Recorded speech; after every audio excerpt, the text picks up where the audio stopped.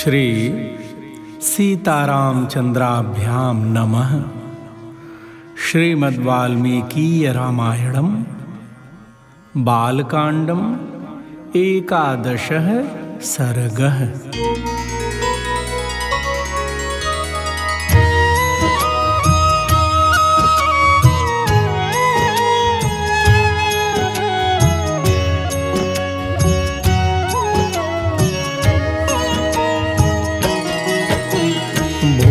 एव हि राजेन्द्र शृणु मे वचनं हितं, यथा स देवप्रवरः कथयामास बुद्धिमान्।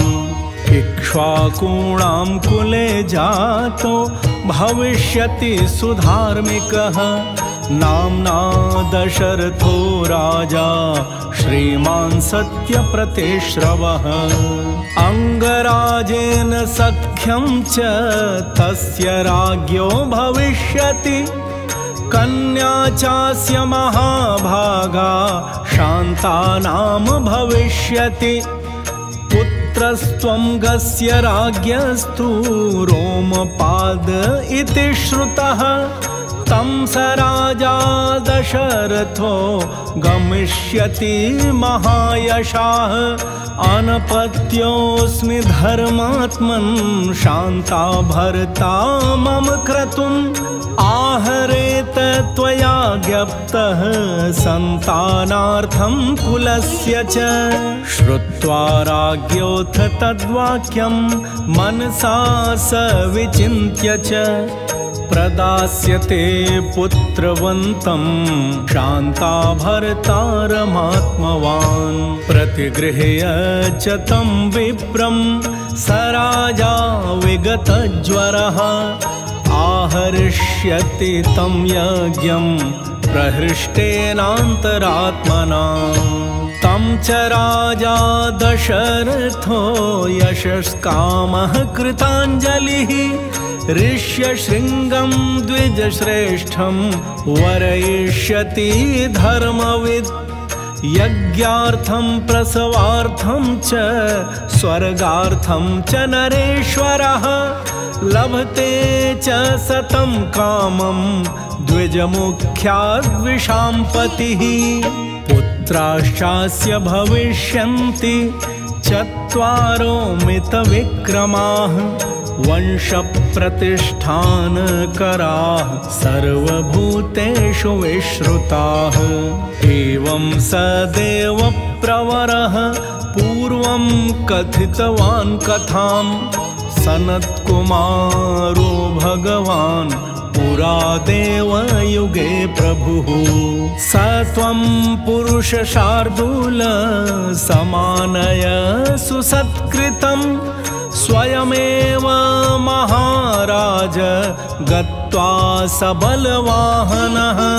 सुमन्त्रस्य वचः श्रुत्वा हृष्टो दशरथोऽभवत्, अनुमान्य वसिष्ठं च सूतवाक्यं निशाम्य च। शान्तः पुरः सहामात्यः प्रययौ यत्र सद्विजः, वनानि सरितश्चैव व्यतिक्रम्य शनैः शनैः। अभिचक्राम तं देशं यत्र वै मुनिपुङ्गवः, आसाद्य तं द्विजश्रेष्ठं रोमपादसमीपगम्। ऋषिपुत्रं ददर्शाथो दीप्यमानमिवानलम्, ततो राजा यथा योग्यं पूजां चक्रे विशेषतः। सखित्वा तस्य वैराग्यः प्रहृष्टेनान्तरात्मना, रोमपादेन चाख्यातं ऋषिपुत्राय धीमते। सख्यं सम्बन्धकं चैव तदा तं प्रत्यपूजयत्, एवं सुसत्कृतस्तेन सहोषित्वा नरर्षभः।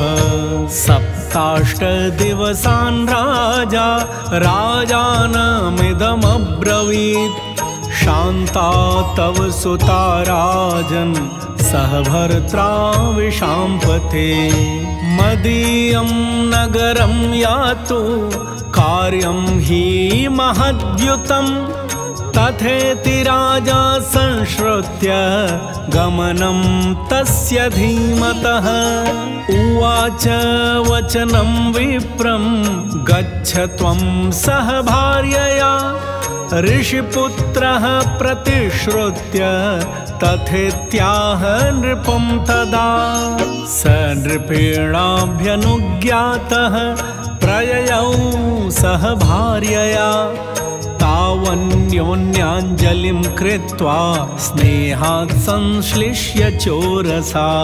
ननन्दतुर्दशरथो रोमपादश्च वीर्यवान् ततः सुहृदमाप्रेच्य प्रस्थितो रघुनन्दनः पौरेषु प्रेषयामास दूतान् वै शीघ्रगामिनः क्रियतां नगरं सर्वं क्षिप्रमेव स्वलङ्कृतं धूपितं सिक्तसंमृष्टं पताकाभिरलङ्कृतं ततः प्रहृष्टाः पौरास्ते श्रुत्वा राजानमागतं तथा चक्रुश्च तत्सर्वं राज्ञा यत् प्रेषितं तदा ततः स्वलङ्कृतं राजा नगरं प्रविवेशः शङ्खदुन्दुभिर्निर्ह्रादैः पुरस्कृत्वा द्विजर्षभम् ततः प्रमुदिताः सर्वे दृष्ट्वा वैनागराद्विजम् प्रवेश्यमानं सत्कृत्य नरेन्द्रेणेन्द्रकर्मणा यथा दिवि सुरेन्द्रेण सहस्राक्षेण काश्यपम् अन्तःपुरं प्रवेश्यैनं पूजां कृत्वा च शास्त्रतः कृतकृत्यं तदात्मानं मेने तस्योपवाहनात् अन्तःपुराणि सर्वाणि शान्तां दृष्ट्वा तथागतां सह भर्त्रा विशालाक्षीं प्रीत्यानन्दमुपागमन् पूज्यमाना तु ताभिः सा राज्ञा चैव विशेषतः उवास तत्र सुखिता कञ्चित् कालं सह द्विजा। इत्यार्षे श्रीमद् रामायणे वाल्मीकीये आदिकाव्ये बालकाण्डे 11 सर्गः।